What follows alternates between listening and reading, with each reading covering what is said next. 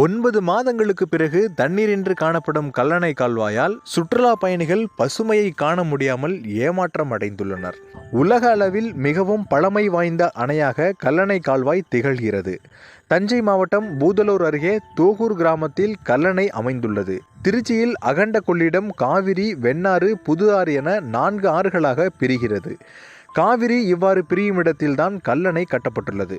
Kaveri delta பாசனத்திற்காக மேட்டூர் அணையில் வழக்கமாக ஜூன் மாதம் 12ஆம் தேதி தண்ணீர் திறக்கப்படும். ஆனால் கடந்த ஆண்டு மே 24ஆம் தேதியே அணை திறக்கப்பட்டது. முன்கூட்டியே அணை திறக்கப்பட்டதால் டெல்டா மாவட்டங்களில் இலக்கை தாண்டிய குறுவை மற்றும் சம்பா சாகுபடி நடைபெற்றது.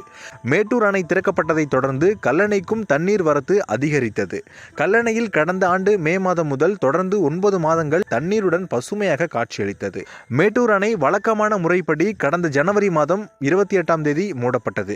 மேட்டூர் அணை மூடப்பட்ட பின்னர் கடந்த ஜனவரி 22ஆம் தேதி கல்லணையிலிருந்து குறைந்த அளவு தண்ணீர் திறக்கப்பட்ட நிலையில் காவிரி, வெண்ணாறு ஆகிய ஆறுகளில் முழுவதுமாக தண்ணீர் விடுவது கடந்த ஜனவரி 23ஆம் தேதி மாலையுடன் நிறுத்தப்பட்டது. கடந்த 9 மாதங்களாக ஆறுகள் மிக பசுமையாக காட்சியளித்து பார்ப்போர் மனதை நெருட வைத்தது. மேலும் தஞ்சைக்கு வரும் வெளிநாட்டு சுற்றுலா பயணிகள் ஆற்றில் செல்லும் தண்ணீரை பார்த்து அழகை ரசித்து வந்தனர். தற்போது கல்லணையில் தண்ணீர் மதகு மூலம் அடைக்கப்பட்டதால் ஆறுகள் பல இடங்களில் வறண்டும் ஒரு சில இடங்களில் ஆற்று நீர் தேங்கியும் கிடக்கிறது.